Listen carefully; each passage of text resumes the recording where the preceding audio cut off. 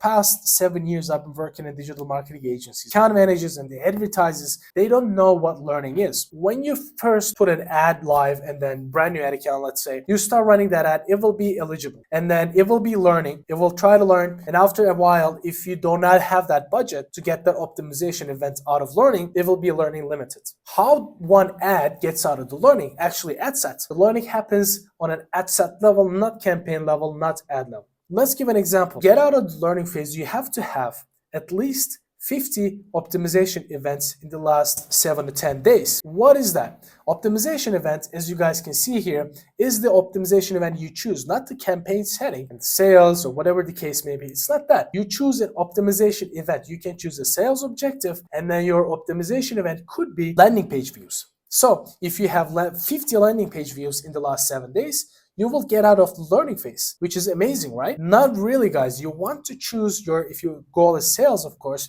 your optimization event should be purchases. So if you get 50 purchase, you will get out of the learning phase, which is great. And the new updates they're coming up with is you can get 10 optimization events in the last 3 days. This is actually great. If you do the math, that means you can get out of the learning phase a lot faster, but in some ad accounts, depending on when you see this, you will still have 50 optimizations events in the last 7 days. So let's say you got out of the learning phase and you go back into learning phase. How does this happen? And people usually use this a lot. We got back into learning phase because we did an edit. So Facebook has something called a significant edit. If you make a significant edit in your ad set or ad or campaign level, your ad set might go back to the learning phase. What are those significant edits? They think only increasing the budget, most of the advertisers think only increasing the budget will get you back into the learning phase. Not really. On some cases, changing some ad that is performing really well might get you back into the learning phase. Changing a targeting might get you back into the learning phase. It will get back into the learning phase. If you change a demographic, it will get you back into the learning phase. If you change a campaign setting, it will get you back into the learning phase. If you pause an ad that's not been getting much more impressions, you're not probably gonna get back into the learning phase, but you have to keep that in mind. If you introduce 5 ads into an ad set, when you have 5 ads already, you're gonna get back into the learning phase. Now you know what a learning phase is, and you know how to get out of the learning phase. And let's answer the $1 million question actually. Is the learning phase important? I work with some advertisers, they used to think learning phase doesn't really matter. It's a myth, because if you put the right creatives in front of the right audience, your ads are going to perform. And they tested this by seeing the performance before they got into the learning phase, once it was learning limited, and once it got out of the learning. They looked at the numbers, the difference is negligible. The question becomes, is this really important? If you ask me, guys, back in the days, it wasn't. The reason being is the targeting was super accurate. But once the targeting was accurate, that really makes sense, right? They don't have to learn a lot to find the optimal audience, because the targeting, the interest groups was 90% accurate. You were showing your ads to that person or the interest group, and it was like, oh, okay, that audience literally into Black Friday, and they love shopping Black Friday. And when the Black Friday comes, you offer your Black Friday offer, you have 10x ROAS, 11x ROAS, and the targeting is super accurate. And you don't really need the learning phase to get out of the learning phase, and it didn't really matter. But now, as I said, guys, going back to the intro, the audiences are not accurate at all. What you have to do now is to rely on the algorithm. So if you do not get out of the learning phase properly with the right campaign objective and the right performance optimization goal, your performance is going to suffer drastically. Now in 2025, you really have to be careful. You want to get out of the learning phase with the right optimization events. I personally do not suggest trying to getting out of the learning phase with, trying to trick the algorithm in a way, going with a landing page view, link click, optimization events, because that is not your goal. Even if they learn to bring you the people who are more likely to click on your ads and go to your landing page and do nothing. You don't want that. Let's say you're doing broad targeting, or even you're doing interest targeting. Since the audience is not going to be that accurate, since there's going to be only 40% match rate, the learning is going to be your bread and butter, guys. You want to get out of the learning phase. So that's why making a lot more changes in the ad account is not going to be that optimal as we used to do, right? Facebook wants to make the algorithm as friendly as possible to 50 years old Susan, who has a bakery. Now she can put some ads, forget it, and then she, accidentally gets out of the learning phase, and her ad account starts performing really, really well. Let's wrap up the part about the learning phase. Learning phase happens in the ad sets, not in the ad level, not in the campaign level. Current learning phase is 50 optimization events in the last 7 days. They're rolling out to 10 conversions in the last 3 days. Depending on which one you have, focus on that.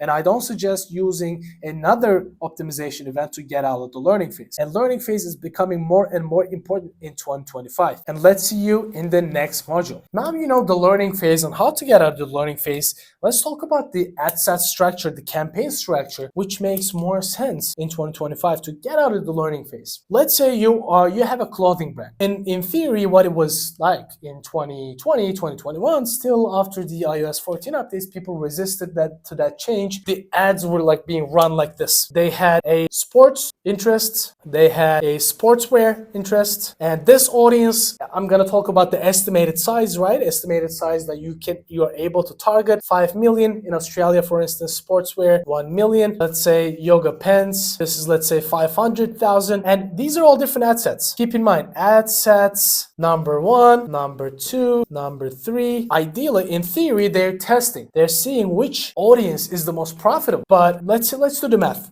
They go on. Number 4, engage shoppers. This was, I think, 2 million, if I'm not mistaken, Australia. Number 5, they used to do sporty, like those similar small interests. This was, let's say, 50K audience. Number 6, we have, let's say, gym wear. Let's say this is 2 million. Cool. Let's say they have 6 different audiences and ad sets. Keep in mind, these are ad sets, six different ad sets. So what people ideally thinking is, all right, I'm going to run this. At the end of 1 week, I'm spending $100 a day each. This will give me 2 ROAS. I will keep this. This will give me 0.5 ROAS. I will kill this. This will give me 1 ROAS. I will kill this. This will give me, let's say, 6 ROAS. I will keep this, increase the budget. This will give me 2 ROAS. You get the point. Ideally, what they're doing, they're spending $100 a day. In 1 week, they're getting 5 purchase. Let's say here they get like 10 purchase. But can you see the pattern here? They get like this is 0 purchase, 2 purchases. At the end of that, what is happening? They're still in the learning phase, and the learning is going to be limited. Learning limited. The budget is a big component here, guys. When a person has a budget of $20, they cannot increase the budget. If there's no way of them increasing the budget, forget about the learning phase. You're not going to get out of the learning phase. Forget about going with a purchase objective, or if you have a brick and mortar store, right? Or you're a coffee shop or restaurant, you're not going to get out of the learning phase. If you use a landing page view objective or a traffic objective, you can try that. You can test that. I still value using the right campaign objective and optimization event. Let's say if it's purchase or a lead is more important than the learning phase. LP, learning phase. That's what I think. And there are some advertisers thinking otherwise, but I would still consider, if you are never going to get out of learning phase, if your client has $50 budget and that's the only money they're going to spend, even if you make them a millionaire, you're going to optimize towards the right objective over learning phase. All right, let's go back. We're talking about in a scenario where you can scale, right? You have a budget, you can increase the budget, get generating leads online, you're selling online, so on and so forth. And here you're not gonna get, even you optimize like crazy. Let's say you kill those non-performers, you still are going to test. You still $100, you increase the budget, let's say you do 20, you're still gonna test, right? Cool. What are you going to do at the end? Ideally, the classic scenario is turning this ad set budget optimization into a campaign budget optimization. And with the CBO, what you're going to do is you're going to let Facebook decide how much money you're going to spend on each ad set. Let's say this spends $400 a day and you get 30 purchases a week and you have 2 purchases a week. You're still in learning phase. Do you see what I'm trying to tell you here? What I would do in this scenario, if I'm able to spend 1, 2, 3, 600 a day, I consolidate everything. Sportswear, yoga pants, sporties, gym wear. Engage shopper is not that related, but you can still put that in. I would combine everything into one ad set, and I will have an estimated audience size of, let's say, 10 million, huge audience, and I will let it run, and I will get out of the learning phase in 2 weeks, and I will have every week more than 50 purchases. The reason being is, 1, Facebook has more data, 2, Facebook can actually play around where they want to show the ads to. They get the right signal. And if I'm getting 30, 32 in total here, I'm 100% sure I'm going to get more than 35 with this strategy. And in the second week, you can easily make 50 purchases because the learning is going to be faster. So you're going to get out of the learning phase even faster. You're probably thinking, Jim, it's not, the math is not mathing. This is 30, 32, but how did you get 50 if you combine all? The thing I'm saying is, if you combine everything all together, the estimated audience size is going to increase. So they're playing with a smaller pool, and in that smaller pool, they're trying to find a really small niche. But here, if you give them a bigger signal like this niche, finding this niche, even though the number of people are going to be same in here and in here, their ability to find that niche purchase optimization event is going to be way, way, way faster.